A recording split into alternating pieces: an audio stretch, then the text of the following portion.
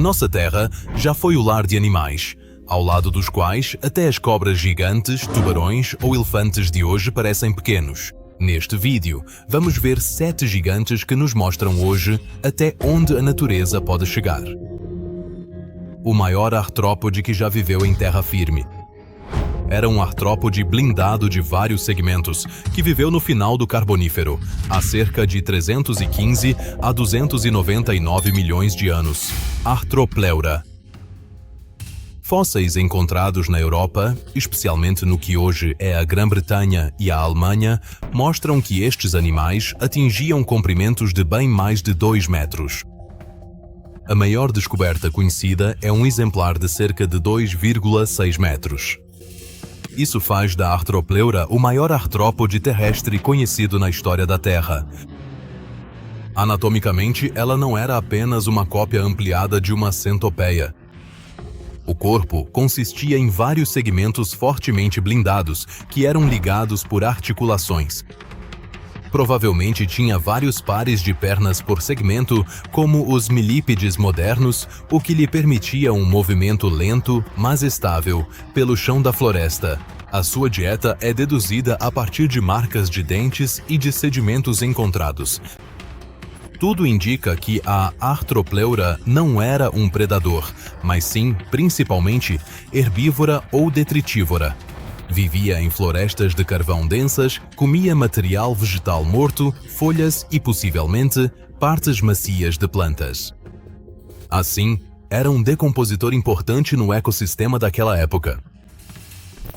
Uma razão decisiva para o seu tamanho enorme era o teor de oxigênio da atmosfera no Carbonífero. Este era bem mais elevado do que hoje, com estimativas de até 30 a 35%. Como os artrópodes respiram através de um sistema traqueal, o seu tamanho corporal é limitado diretamente pelo oxigênio disponível. Mais oxigênio significava corpos maiores. Além disso, em terra firme, existiam ainda relativamente poucos grandes predadores vertebrados naquela época. A Arthropleura pôde desenvolver-se num nicho ecológico onde os artrópodes gigantes mal eram controlados. A maior cobra da história da Terra. Depois das florestas do Carbonífero, passamos para as florestas tropicais pantanosas do Paleoceno. Há cerca de 60 milhões de anos, poucos milhões de anos após a extinção dos dinossauros, vivia lá a Titanoboa serrejonensis, a maior cobra conhecida que alguma vez existiu.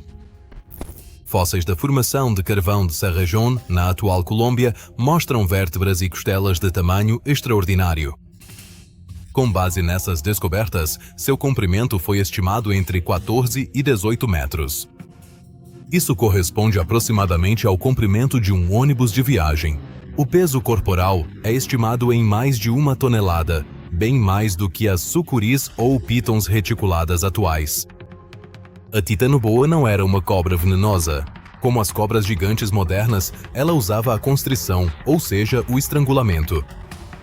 Ela provavelmente vivia em águas pantanosas e quentes e se alimentava principalmente de peixes grandes, tartarugas e répteis parecidos com crocodilos. Seu corpo maciço e sua musculatura permitiam que ela comprimisse a presa com uma força enorme. É interessante a relação entre o clima e o tamanho do corpo. Análises da região de Cerrejón indicam um clima muito quente, quase tropical, com altas temperaturas médias. Para animais de sangue frio, como as cobras, a temperatura ambiente é um fator decisivo para o metabolismo e o crescimento. Quanto mais quente, maior o animal pode se tornar sem sofrer sobrecarga térmica. A Titanoboa é um exemplo impressionante disso. Se você pudesse escolher, preferiria enfrentar um artrópode de 2 metros ou uma cobra de 14 metros de comprimento? O sapo-diabo de Madagascar. O beelzebufo ampinga, muitas vezes chamado de sapo-diabo, viveu no final do período Cretáceo, há cerca de 70 milhões de anos, em Madagascar. Ele não era uma perereca comum. Estimativas sugerem um comprimento de até 50 centímetros, com um crânio maciço e uma largura de boca impressionante. Anatomicamente, o Beelzebufo lembra os sapos de chifre modernos, os ceratophrys, só que em uma forma extrema.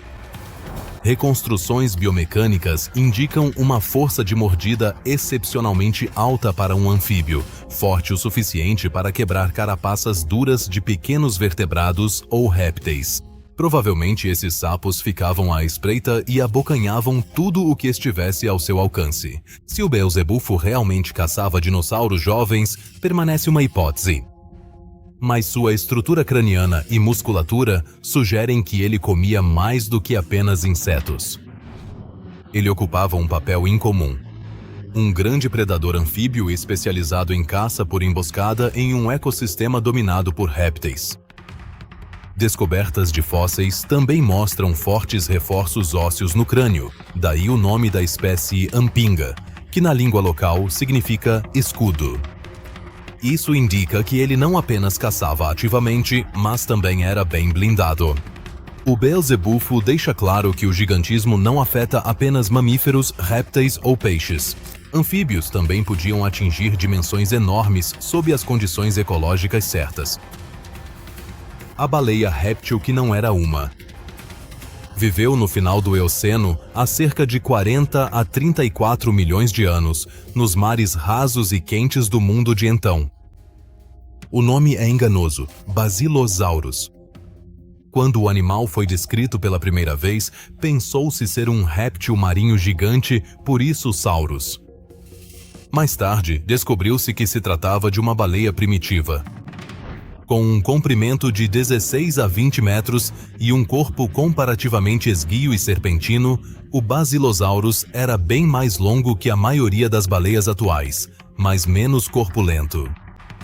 Não era uma espécie filtradora, mas sim um predador ativo. A estrutura do crânio e dos dentes mostra que ele caçava outros mamíferos marinhos e peixes maiores. Um detalhe especial: o Basilosaurus ainda possuía pequenos membros posteriores, sem função para a locomoção, mas um forte indício anatômico da transição de mamíferos terrestres para totalmente marinhos. Essas pernas rudimentares são um exemplo clássico de relíquias evolutivas.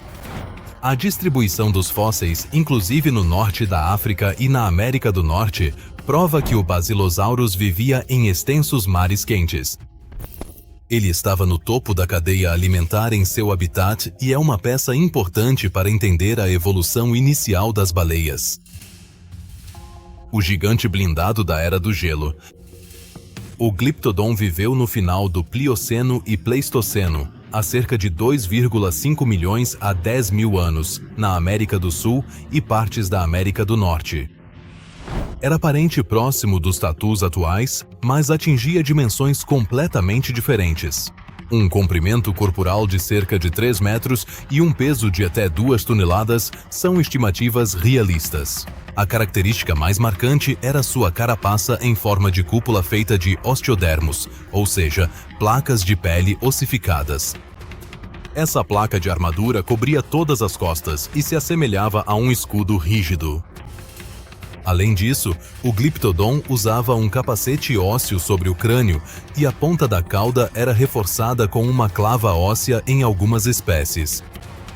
Apesar desse sistema de defesa massivo, o Glyptodon era um herbívoro puro. Sua dentição era adaptada a alimentos abrasivos como gramíneas e componentes vegetais duros. Ele provavelmente passava a maior parte do dia comendo e descansando. Um gigante calmo em uma paisagem cada vez mais marcada por grandes predadores e também pelos primeiros humanos. Marcas de corte em ossos e achados perto de acampamentos humanos indicam que o Glyptodonte era caçado. Sua carapaça blindada também pode ter servido como uma estrutura de proteção primitiva ou abrigo. O Glyptodonte prova de forma impressionante que ser gigante não significa ser automaticamente um predador.